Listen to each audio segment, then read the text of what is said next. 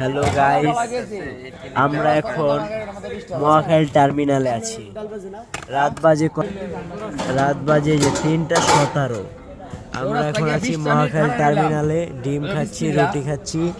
আমার বন্ধু আশিক কাল্লু ওই বেড়া এই বেড়াই বলে বেড়া ইয়া দিব কি দিব, কি কয় ডাল ভাজি দিব। হ্যাঁ ডিম না চাইলাম কি ও কাকা ডাল ভাজি। আচ্ছা যেটা দিছি মামা এটা কিন্তু পরে দেখ, আমি করতে পারতাছি।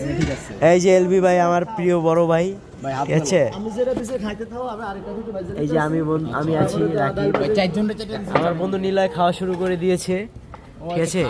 কাকার রুটি খেয়ে আমরা আজকে রিভিউ দিব, যদি ভালো হয় ইউটিউবে ছেড়ে দিব, কাকা হয়ে যাবে ভাইরাল।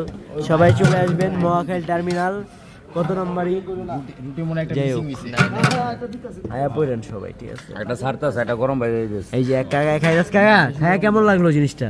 ভালো মজা রুটিটা। মাশাআল্লাহ রাত 3টার দিকে এরকম খাবার সার্ভ করতেছে ভাইয়ের জন্য। হ্যাঁ, কয় টাকা কেমন নিচ্ছেন ভাই? দাম কেমন নিচ্ছেন? দাম 20 টাকা, ডাল সবজি 20 টাকা। ডাল